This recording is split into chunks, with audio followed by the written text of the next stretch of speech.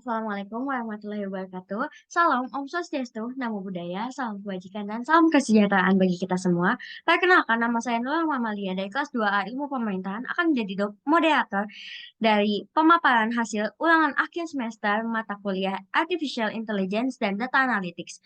Sebelum memasuki materi utama, saya akan memperkenalkan teman-teman saya terlebih dahulu, dimulai dari Muhammad Rifki Najli Effendi, Isyana Hidayah, Nabila Sri Anggraini, Vivi Lutfiah Jaro, dan saya sendiri Nur Rahma Amalia. Materi pertama akan dipaparkan langsung oleh Isya Nur Hidayah. Kepada Isya, dipersilakan. Baik, terima kasih moderator atas kesempatannya.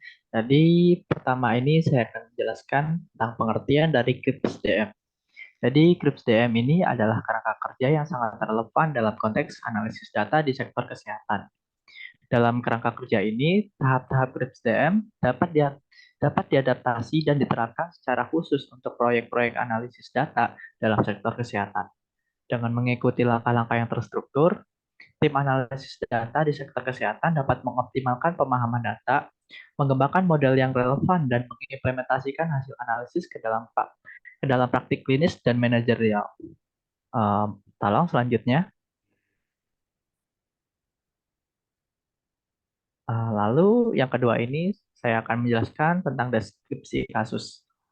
Jadi kasusnya itu Adil ingin mengembangkan sebuah program pengelolaan kesehatan untuk mencegah pelanggan asuransi dari risiko serangan jantung. Untuk mencapai tujuan ini, Adil perlu mengidentifikasi pola atau profil pelanggan asuransi yang memiliki potensi terkena serangan jantung. Adil mengumpulkan data pelanggan asuransi sebanyak 138 orang dari file serangan jantung. Pada tahap pemodelan, Adil ingin membandingkan 3 algoritma data science dengan menggunakan metode validasi 10-fold cross-validation. Setelah mendapatkan model dan algoritma yang tepat, Adil akan mengaplikasikannya pada 10 data pelanggan baru yang diterima menggunakan file serangan jantung pelanggan baru.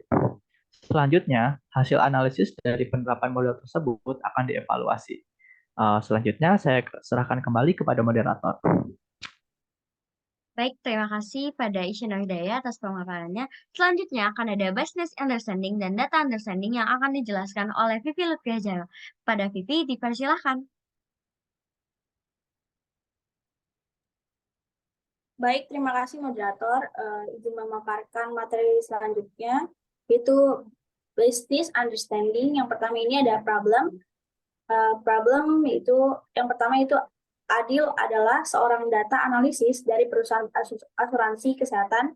Yang kedua, Adil ingin memahami dan membuat pola dan profil pelanggan yang berkemungkinan terkena serangan jantung.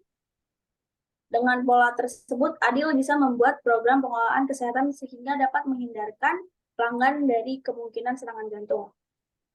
Selanjutnya ada objektif, yaitu menemukan pola dari pelanggan yang berkemungkinan terkena serangan jantung. Boleh di next.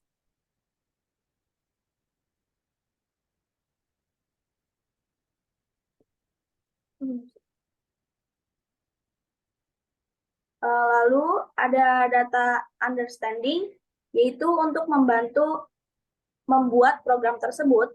Adil mengambil data dari sistem informasi perusahaan asuransi kesehatan. Data dikumpulkan dari data profile pelanggan dengan atribut seperti di bawah, yaitu umur, status pernikahan, jenis kelamin, kategori berat badan, kolesterol, pelatihan pengelolaan stres, tingkat stres, dan serangan jantung. Baik, saya serahkan kepada moderator. Baik, terima kasih pada Vivi Lutfiah Jaro atas pemaparannya. Selanjutnya akan ada data preparation yang akan dijelaskan oleh Nabila Sri Anggraini. Kepada Nabila Sri, dipersilakan. Baik, terima kasih moderator atas waktunya. Izin masuk teman-teman semua. Jadi di sini saya akan memaparkan materi tentang data preparation yang sudah kelompok saya kerjakan. Jadi sebelumnya data preparation ini adalah proses pengumpulan, penggabungan, penataan, dan pengorganisasian data sehingga data tersebut dapat digunakan dalam aplikasi bisnis, analitik, dan selanjutnya di visualisasi data. Nah, berdasarkan tabel yang sudah dicantumkan, teman-teman bisa lihat sendiri, terdapat 138 data pelanggan dengan 8 atribut. Tetapi terdapat juga 12 missing value dengan 5 data noisy atau kerusakan atau error, terjadi errornya pada data. Selanjutnya. Nah, missing value ini juga bisa diatasi dengan cara menambahkan data dengan memasukkan nilai rata-rata. Maka hasilnya ini data bersih tanpa missing value.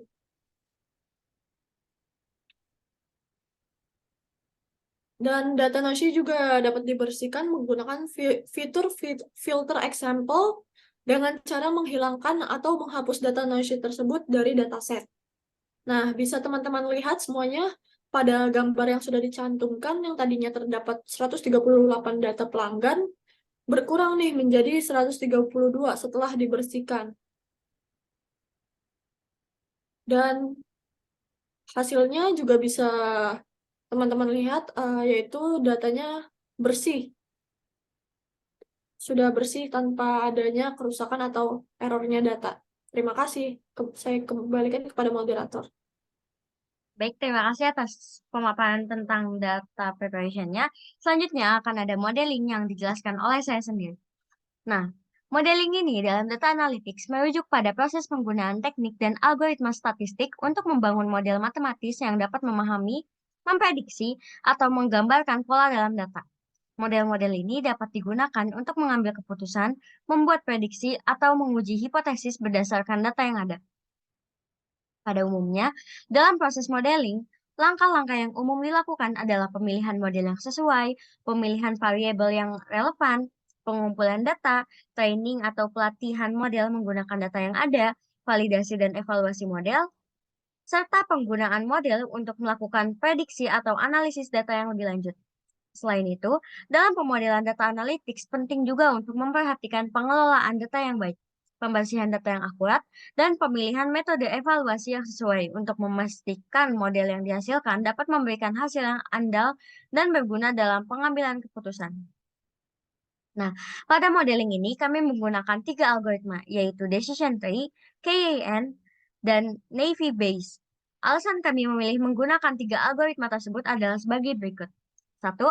Decision tree atau pohon keputusan yang merupakan pohon di mana setiap cabangnya menunjukkan pilihan di antara sejumlah alternatif pilihan yang ada, dan setiap daunnya menunjukkan keputusan yang dipilih. Decision tree biasa digunakan untuk mendapatkan informasi untuk tujuan pengambilan sebuah keputusan. Alasan kami memilih menggunakan algoritma decision tree adalah karena decision tree merupakan mempunyai beberapa kelebihan, yaitu daerah pengambilan keputusan yang sebelumnya kompleks dan sangat global, dapat diubah menjadi lebih simpel dan spesifik. Lalu yang kedua, ada K-nearest neighbor, merupakan salah satu metode klasifikasi dalam data mining yang termasuk dalam supervised learning. Alasan kami memilih algoritma KNN ini karena algoritma KNN memiliki kelebihan, yaitu dapat diterapkan pada data yang besar secara efektif dengan hasil yang akurat. Lalu yang terakhir ada Naive Bayes. Naive Bayes merupakan algoritma yang berdasarkan teorema Bayes, di mana antar atributnya tidak memiliki hubungan atau ketergantungan, sehingga setiap atribut bersifat saling bebas. Alasan kami memilih algoritma Naive Bayes adalah karena algoritma ini memiliki kelebihan, yaitu proses perhitungannya sederhana, sehingga prosesnya lebih cepat dan efisien.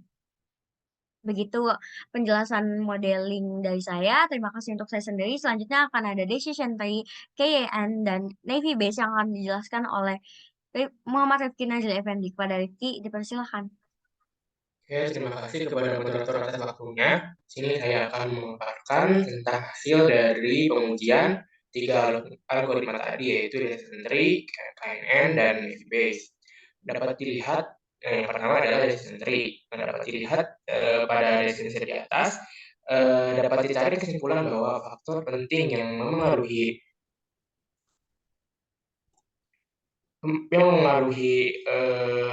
kemungkinan terkena serangan jantung adalah kategori berat badan. Hal ini dapat diartikan bahwa variabel kategori berat badan yang semakin besar, maka semakin besar pula kemungkinan terkena serangan jantung. Selanjutnya, ini adalah hasil dari pengujian algoritma KNN. Yang terakhir, Ini adalah hasil dari pengujian algoritma Navi-Bayes. Nah, selanjutnya adalah tahap evaluasi. Pada tahap ini dilakukan perbandingan hasil pengujian algoritma decision tree, KNN, dan Navi-Bayes menggunakan cross validation dengan 10-fold cross validation. Nah, selanjutnya adalah tabel hasil pengujian dengan cross validation. Hasil dari perbandingan tadi dituangkan pada tabel berikut. Dapat dilihat pada tabel berikut hasil perbandingan performa akurasi algoritma decision tree memiliki nilai presentasi yang paling tinggi, yaitu 96,8%. Sedangkan algoritma Navi-Bayes dengan 88,11% dan KNN dengan 80,11%. Selanjutnya pada performa precision, algoritma decision tree masih menunjukkan nilai terbaik dengan 98,75%, diikuti algoritma Navi-Bayes dengan 89,33% dan KNN dengan 81,74%.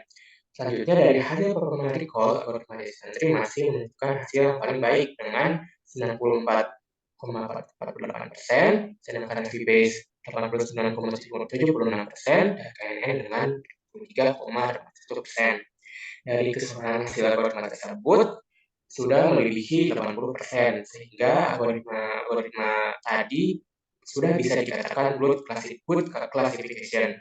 Tetapi algoritma decision tree memiliki 3 nilai tertinggi pada performa akurasi, precision, dan recall, sehingga dari algoritma tersebut pada pengujian dengan cross validation dapat dikatakan bahwa algoritma decision tree adalah pilihan terbaik. Oke, selanjutnya saya kembalikan kepada moderator. Baik, terima kasih pada Rifki atas pemaparannya. Selanjutnya ada deployment yang akan dijelaskan kembali oleh Isya Nuridaya. Kepada Isya, dipersilahkan. Terima kasih kembali kepada moderator atas kesempatannya. Jadi pada tahapan terakhir ini kita masuk ke tahap deployment. Nah, pada tahap ini model yang telah dibentuk pada tahapan modeling digunakan untuk melakukan prediksi pada kemungkinan serangan jantung di data pelanggan baru. Algoritma yang dipakai adalah decision tree karena pada tahap pengujian dengan cross validation ini, algoritma decision tree adalah pilihan terbaik dibanding dengan dua algoritma lainnya. Tolong slide selanjutnya. Jadi bisa teman-teman lihat bahwa gambar di atas merupakan desain model untuk melakukan prediksi. Selanjutnya. Nah, jadi pada tabel gambar di atas ini merupakan hasil prediksi yang telah dilakukan pada data pelanggan baru. Untuk selanjutnya, saya kembalikan lagi kepada moderator. Baik, terima kasih pada Isya atas pemaparannya dan kita sudah sampai di penghujung presentasi, yaitu di mana saya akan memaparkan kesimpulan dari hasil ulangan akhir semester yang telah kami selesaikan. Berdasarkan hasil perbandingan antara algoritma decision tree, KNN, dan Navi-Bayes untuk melakukan klasifikasi terhadap data serangan jantung, menunjukkan algoritma decision tree merupakan algoritma yang paling cocok untuk digunakan di antara algoritma KNN dan Navi-Bayes. Hasil akurasi decision tree adalah sebesar 96,98%, sedangkan algoritma Navi-Bayes dengan 88,63% dan KNN dengan 80,11%. Selanjutnya, untuk nilai presisinya, decision tree masih lebih unggul dengan nilai 98,75%, diikuti algoritma Navi-Bayes dengan 89,33% dan KNN dengan 81,74%.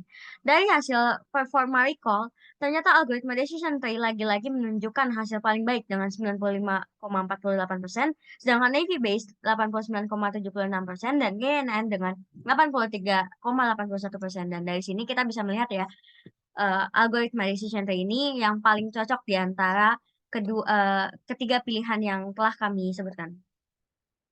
Begitulah pemaparan yang telah kami sampaikan. Kurang lebihnya mohon maaf dan maaf jika ada kesalahan kata-kata maupun kekurangan dalam hasil pemaparan materi kami. Saya Nurrahma Amalia sebagai moderator pamit undur diri dan teman-teman saya juga diwakili oleh saya sendiri. Wassalamualaikum warahmatullahi wabarakatuh.